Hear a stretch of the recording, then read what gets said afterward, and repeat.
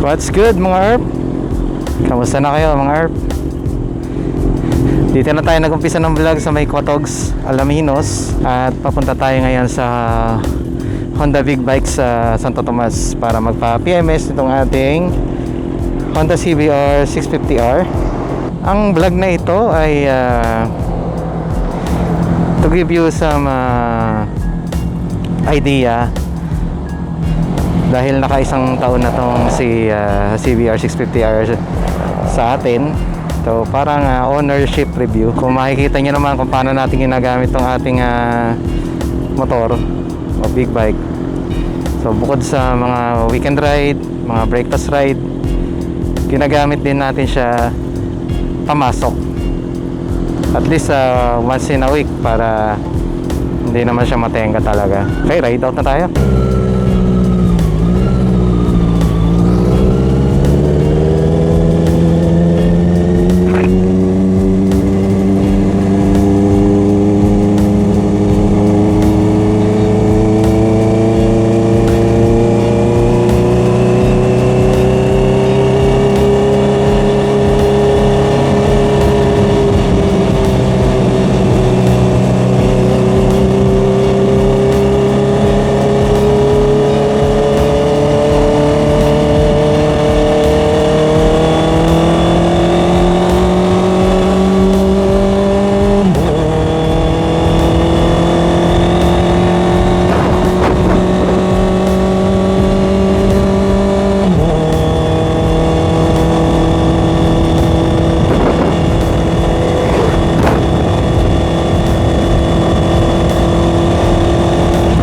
Dito na tayo sa may Alaminos nag-start ng vlog.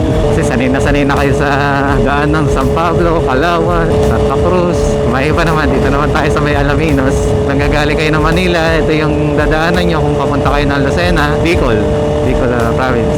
Dinadaanan ito ng mga ganong ruta. So 1 year na sa atin ang ating CBR 650R. Actually may name na tong ating CBR 650R. At pinangalan namin sa kanya ay GB. Kahit yung mga naging sasakyan natin dati, mga pangapangalan sila, nakuha natin yun sa car culture. Tingin ko culture na rin naman dito sa atin yun na pinapangalanan yung mga sasakyan. Parang as part of the family. Ito yung third time na i-PMS natin siya. Kasi nung unang makakuha natin to kay Sir Kenji sa Katingin Bikes. So after a month, pina-PMS agad din natin para ano lang tayo, may peace of mind. Tapos 6 months ago, December,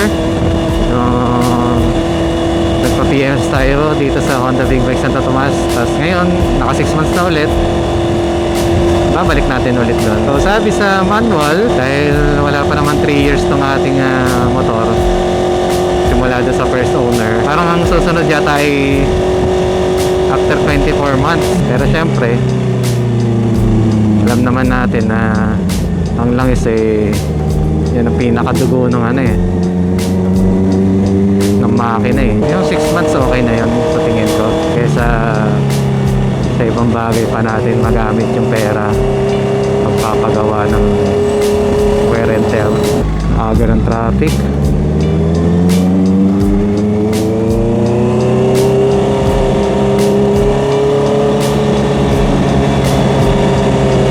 Etong Alaminos kasi nasa likod to ng bundok ng Makiling. So kung mapapansin nyo, mataas na lugar din to, kaya yung kalsada parang may pagka downhill. Hindi masyadong hirap ang makina.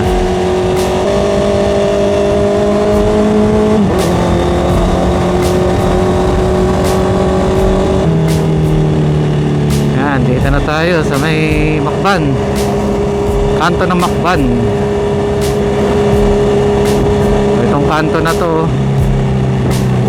may access dyan papunta sa bayan ng Bay.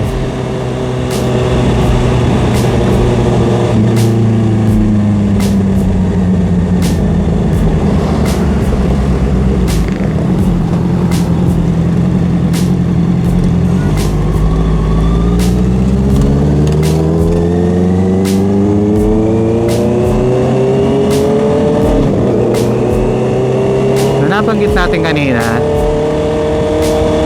nagbibigay tayo ng ownership review. So personally, masaya siyang gamitin as a beginner bike na nasa middleweight. Kasi yung power delivery niya, hindi naman ganun ka nakakabigla kasi.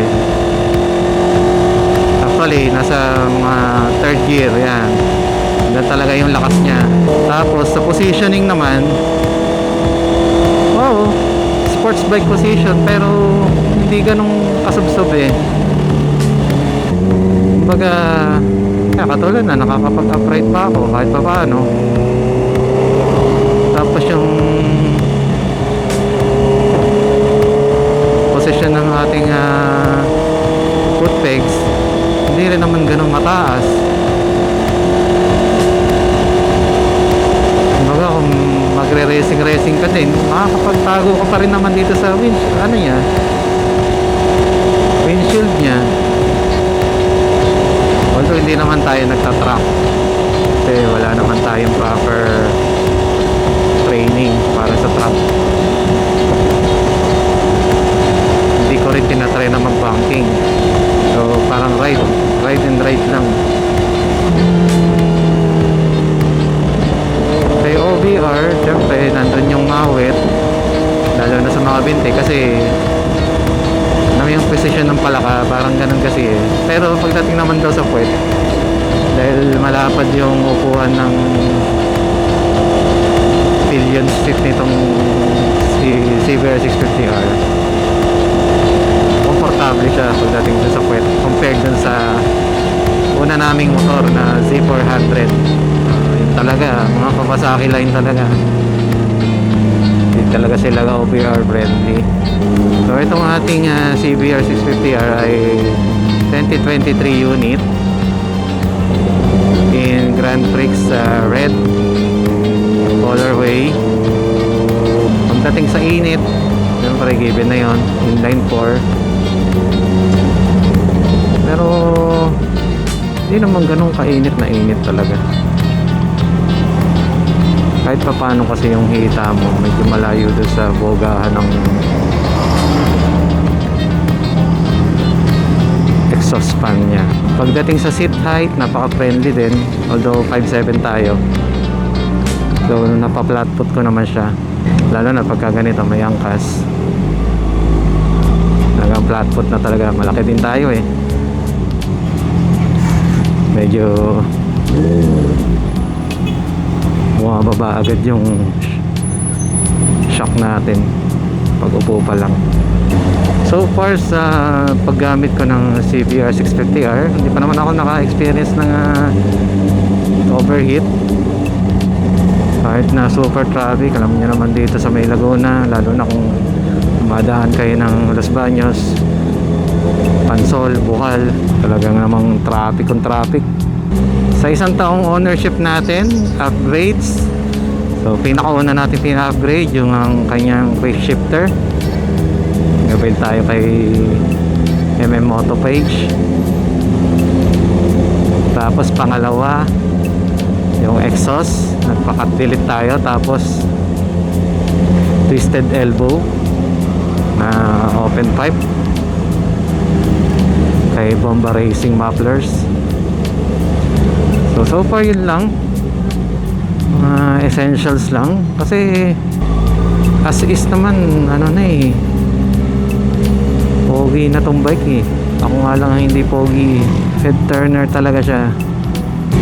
At may age, tapos gusto mo sports bike na hindi masakit sa likod masyado, eh ito na yun eh, CBR 650R.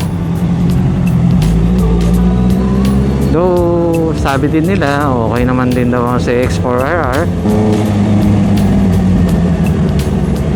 Mga pala mga herb, nandito na tayo sa Santo Tomas. Kaya apaka-traffic na. Wala yatang kanto rito na hindi matraffic. Saka dahil yung mga truck kasi dito dumadaan halos lahat. Yan, pati mga provincial bus marami rin. Iba talaga traffic dito sa Santo Tomas, Alaminos Road.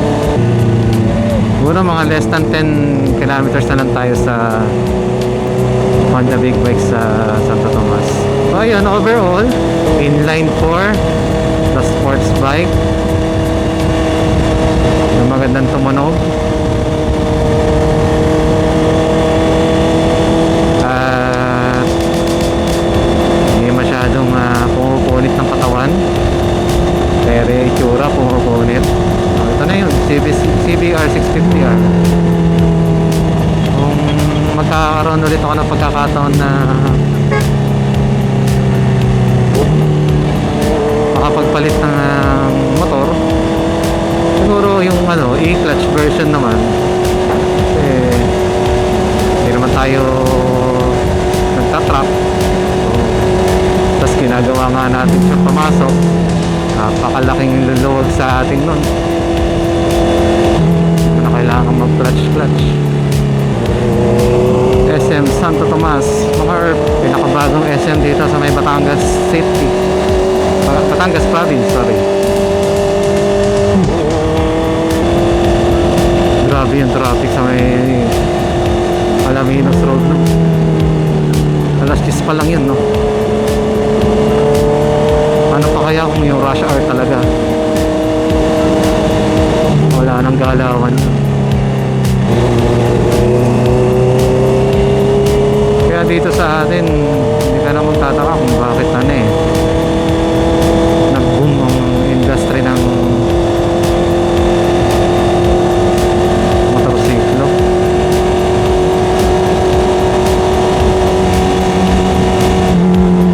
Kasi kaya ka nagsasakyan, di ba? Para magkaroon ka ng time sa sarili mo, hindi mo kailangan makipag-unahan sa public utility vehicles, mga jeeps. Kumbaga yung comfort kasi yung yung reason mo kaya ka bumili ng sasakyan. Kaso dahil sa traffic, hindi na siya economical eh. So makakaroon ka tuloy ng second option, motor, na pwede sumingit sa mga traffic. Buruin mo gaanong gasolina ang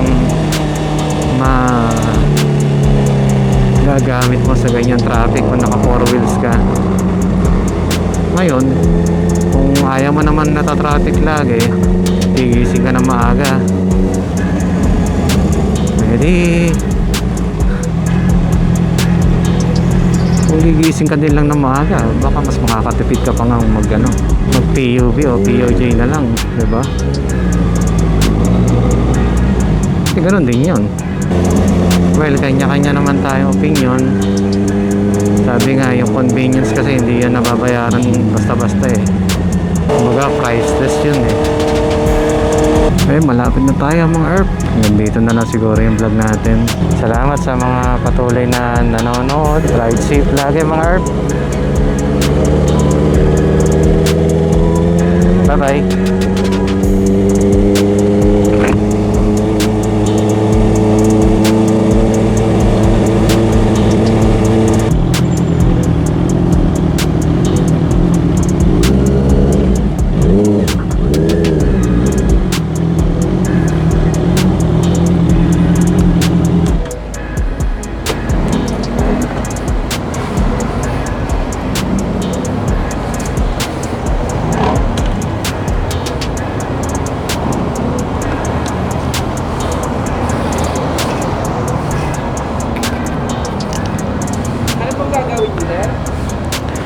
Bali, Papa PM.